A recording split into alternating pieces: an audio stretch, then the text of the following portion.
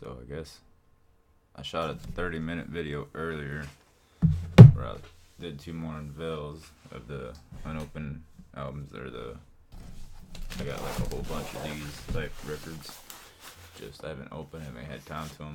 I mean, I've been listening to them digitally because I get the ones that have the well, most of them digitally. Some they don't have the digital downloads, or they may come with the download card. I don't know. But anyway, I opened two earlier, and I guess I'll just go over them real quick. And I talked about one I picked up at a local shop that I'm happy with. Let's see here. So, first one I opened was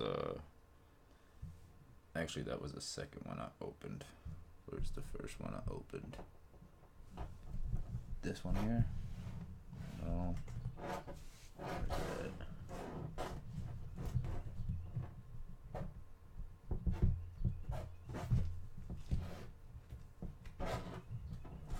There it is. Alright, the first one was a punk record by Brickmower off Don Giovanni Records. I love this album. Better view of it. The front. It's I think it's meant to look like actual puzzle pieces, but I'm pretty sure they're just hand drawings. Well, some of them might be, because some of them are out of focus, but that's a tough call. Some may be real, some may, I don't know. Maybe they're all real puzzle pieces. Or maybe it's just the artwork drawn that way. The band on the back in the track listing, side A, side B. Don Giovanni Records. I don't believe this has a release date on the back of it. It doesn't. We have two albums that I know of, this one and Under the Sink.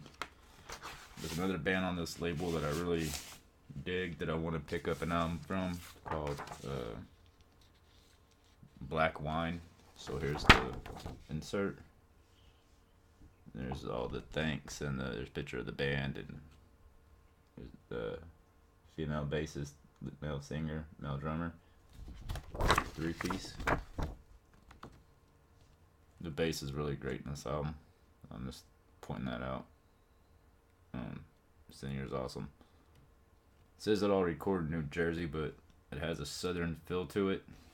I was from my money bet.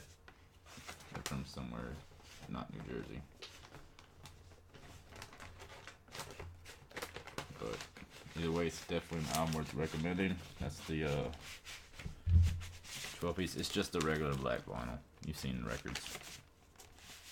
It's got a nice green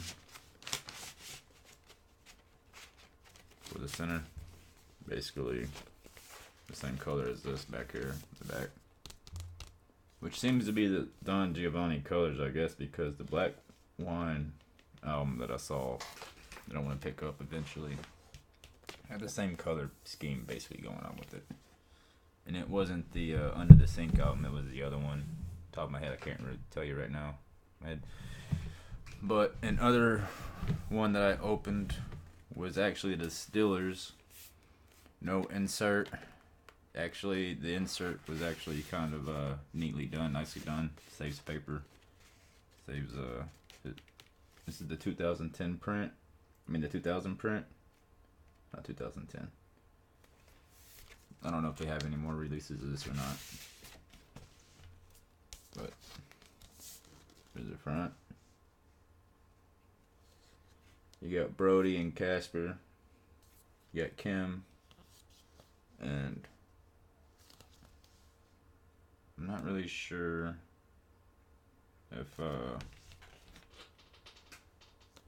yeah, Matt's in the back, the second picture or not. I don't see him.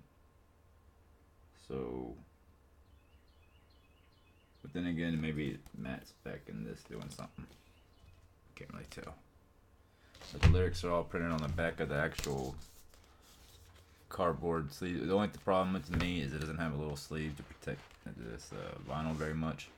It's pretty. Feels a little heavier than a regular weight, maybe like a 140 or a 150 gram. Didn't say. At least I don't really care. I mean, I know the heavier the better it is to listen to it. but that's whatever. And oh yeah, the album that I picked up at a local shop recently,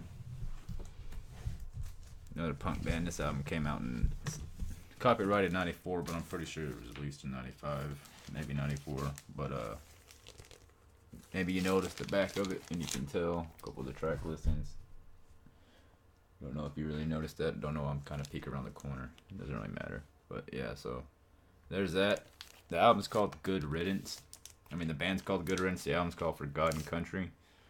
Russ Rankin's the singer. He's still doing some stuff. I know it sounds traitorous and all that stuff, but it's really not. Just the band's called Good Riddance. So if you take that away and it says Forgotten Country, you see a pretty fit. And then the guy on the back. But at first glance, yeah, for good riddance, and then you see a dude getting buried in the military. I'm former military myself, 11 Bravo Infantry. Did my basic at Fort Benning, Georgia, stationed in Fort Polk, Louisiana. Yeah, I'm from Texas, so it wasn't that big of a deal, but the mosquitoes were like the size of birds. So, yeah, or bats. We had a lot of bats down there. Shreveport was pretty cool. Lake Charles was awesome. Alexandria was pretty cool. Leesville, there's like a Walmart and 2 strip clubs at a GameStop and like a couple of restaurants, but I mean not very many. So but yeah, I really love this album. This is the original print, 94, 95. On the back it doesn't really say either, so you had to read the insert. Insert said copy and rated 94. So but from my memory, I'm being 33, being a punk band forever, I'm going to say that's 95.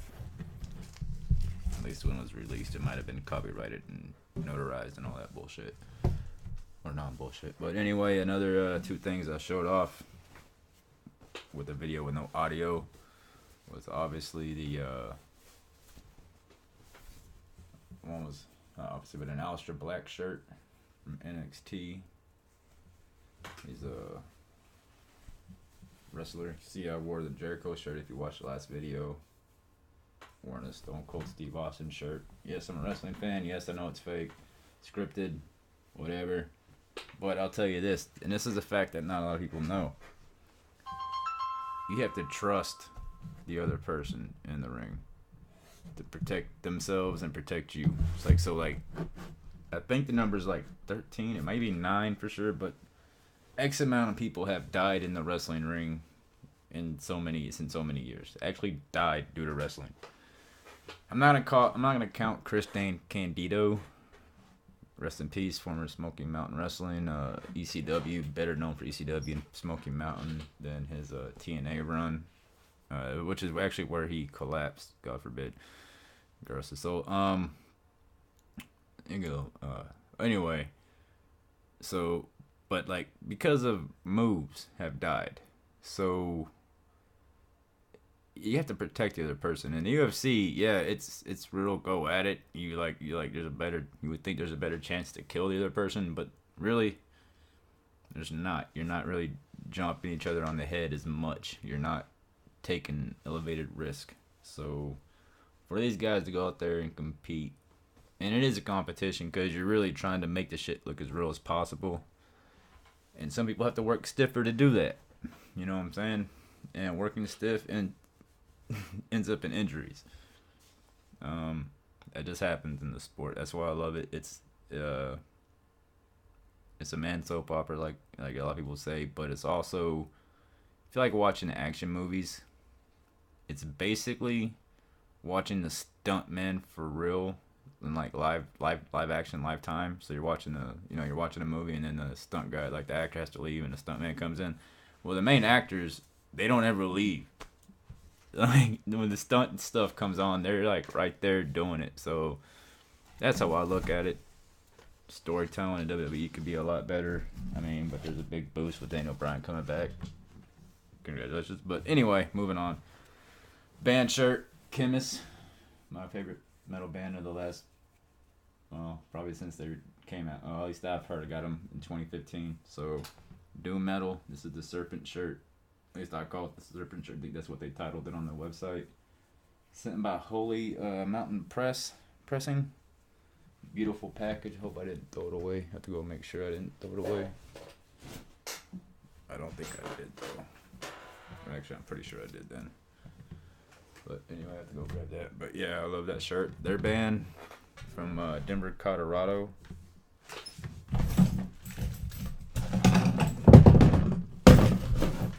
Where did I? Oh, there's the patch I got for it. Battle vest coming. For probably metal, doom metal, and then I'll probably have one for my August level punk rock. Show Off Chemist. If you've never heard of them, I highly suggest them. I don't usually go off magazines. Yeah, this album first because that's their first one. I just don't go off critics' reviews. I don't really care. Usually, if there's a review online, whether they hate it or love it, I'm just using it to like hear samples and then maybe what they don't like about it, and then if I agree or not, I'll just kind of like that. But basically, it's just to hear samples of bands that I might like, because who wants to sit there and test out a whole album, every band that they come across? You know what I'm saying? Just skim along, 30-second clips, 45-second clips every, like, skip ahead like every 3 minutes and go 45 seconds in, 30 seconds in, get a good enough chunk of each song basically. It's either will flow. If you don't like the voice, maybe that's just for that one song. Kind of jump ahead, see if they sing it differently, see if the album basically sounds the whole same all the way through. Whatever. So I'll do that. But this is from a magazine, and they said they're ranked as their top 10 albums of 2015. Right. This is their first release off $20 Spin. They're now signed on, I think, Metal Blade or something along those lines. Congratulations. They're still going to be releasing their vinyls on $20 Spin, I believe. No, I'm pretty sure. Anyway, this is their first album. The whole album's classics. It's 6 songs. It's like 40-something minutes. The other album's like 5 songs, 40-something minutes. Yeah, 5 songs, like 40-something minutes. They're considered doom metal, or I've heard some people consider them stoner metal. But it seems like they don't get enough love. But yeah, so Decibel Magazine ranked it as 2015's top 10 album, right? Top 10, or one of the top 10. It's just in the top 10. But if you want to ask me, you're not gonna ask me because I gotta tell you because this is a video. So the Bereaved, Burden of Sin, Serpentine, Ash, Cinder, Smoke, Torn Asunder are my favorites. And then you got Antediluvian, and I guess that's it really. The only one I didn't mention. I love all of them actually, but the Bereaved is probably my favorite. And then probably Torn Asunder. The way it opens and closes is just so strong. Love that album. It's a re-release. I didn't know that. I just bought it, went on $20 Spin because I saw it. It was the first option that it had. It's pretty. Pull it up a little better.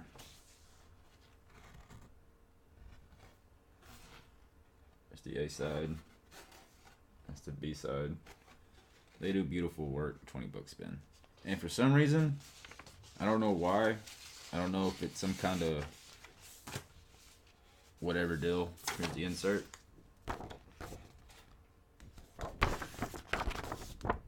Lyrics and all, thanks. But they sent me a baseball card of a Warrant member, something sweet, like the bass player or something. And I'm like, okay, I guess. Like, thanks. If you want me to throw this away for you so you don't have to, I mean, that's a lot of work. Like, I don't get it, but no, I didn't throw it away. It's on the shelf somewhere. I don't know why they sent it to me though. You want to send me something? Send me like something like Nick Menza or Dave Ellerson or something cool. Chuck Sludginger from Death. Send me something like that. I don't think they have any cards with them, but if they did, or I don't know. Anyway, here's the second album. No, I told you the last one went from top 10 of 2015. Well, this one went straight to number 1 on their second one from $20 Spin. mean, this went to #1. Yeah, the album of the year from Decibel. Like I said, I don't really care too much about the critics, but that's pretty cool. This album from opening to close is amazing. Above the Water, Candlelight are amazing. Three Gates with Max from Soulfly and Sepultura fame is amazing. Beyond the Door is amazing. Hunted, that is amazing. But the way it opens, it grabs you from the opening licks on Above the Water. And then Candlelight, that is the new, to me, Fade to Black / if you're an In Flames fan. Like, I stopped after Come Clarity. So anything after Come Clarity I don't really know about. Because it's not me. People like it, God bless them. But Soundtrack to Your Escape had a song called Evil in a Closet, and then Candlelight, Evil in a Closet, and Metallica's Fade to Black. Those three are amazing. And Iron Maiden's Hallowed Be Thy Name. Maybe those four, in a similar sense, have some kind of same-ish vibe. Okay, so yeah, this album, insert, it's a book, and if you didn't notice, there's a wizard on this one. There's a wizard and a girl on the front of this one.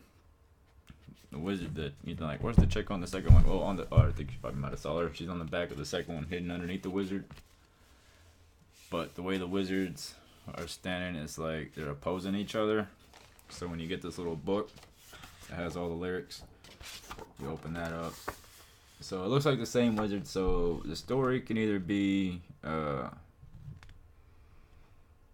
twin wizards, one's evil, one's good. I don't know what the chicks deal with is. I don't know if it's like an Eddie Iron Man thing, like there's no real story, or if there is a release story with it. I would love to find that out, but I don't know. The vinyl, it's a blue release, a blue repressing limited edition or some shit. Blue, turquoise, clear, see-through, whatever. It's pretty neat. But I didn't pay anything special for it. Like, it was like, I think the same price as the other vinyls. So I don't know. It was like $14. So when they say limited edition, re-release, whatever, limited color vinyl, I don't know if that matters or not. I'm not going to spend a lot of money, so if it's like that price, I'll buy it. Other than that, I don't care if I have the black vinyls. I guess you want to call it the limited edition, the regular edition vinyls. So it doesn't really matter. The only album that I would want that's cost a lot of money, that's like different colored and rare to me off the top of my head, is the Distiller's Coral Fang. So yeah, but that's that. So those are the two shirts, the patch, the 3 vinyls I got picked up. I got a couple more vinyls. I got like a shit ton more. Got some on the way. If you're a punk rock fan, punk music, hardcore punk, pop punk, any kind of punk, and there's any kind of bands that you love that nobody else has ever heard of, please drop it down below and let me know. I'll definitely check it out. If there's any alternative indie bands along the lines of Pixies, Toadies, I don't know what you'd consider Blind Melon. They were kind of big. They weren't really indie, but they were alternative. Some along those veins. If you like, what was the name of that band? I can't believe I just drew a blank.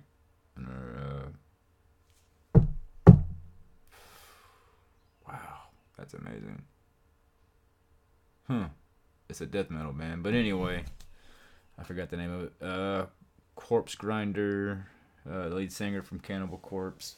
I'm not really into that death metal, but his voice is so strong that if you find anything where I can compare to his voice, I'll usually give that a listen just to hear his voice. That voice is so strong. Power Trip. It's kind of weird. Fort Worth local band for me. This is the just a regular edition. I guess there's a whole bunch of different colored ones because it says black up there. Whatever. Like I said, I don't know. And I have this version of the same album. I don't know. I didn't want this version. I usually don't I don't want any picture disc. I'm not that big of a collector to have like the picture disc versions because you can't really listen to them. You can, but with all the fucking design and paint on them, you just don't get a great sound out of it. So I don't know if I ever do a giveaway or something.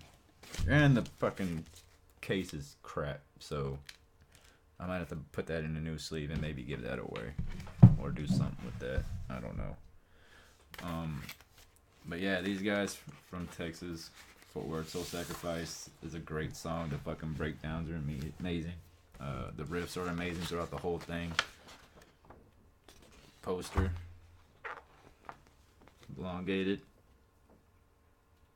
And what's crazy, it says Power Trip up there in the regular writing. This is everything, but that's not too crazy, I guess. But you gotta flip it this way to read the inserts and thanks and likes. And Thin Lizzy actually thanked, not Thin Lizzy, Chemist actually thanks Thin Lizzy and ZZ Top, which is cool because they don't sound anything like them. Maybe Thin Lizzy's voice or maybe a couple riffs kind of like that. But let's see if there's any thanks in here. Any bands that you know of? Nope, seems pretty self-help. But the drummer, he's also the lead singer in a band called Mammoth Grinder. Really good band. Check that out. I should also check out Corpse Grinder. That's the lead singer, not Corpse Grinder. Genocide Pact is what I'm thinking of. Dismembered and Conquered and Dismembered is an amazing song.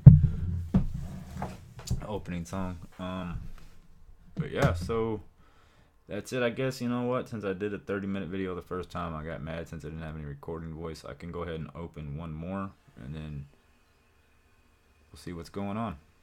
Alright, so let me just go ahead and stop the video so I can go ahead and take a break. And then I'll come back and we'll put up a second part. You know what? We'll just call it at night, and I'll do the second part, and then I'll upload that tomorrow.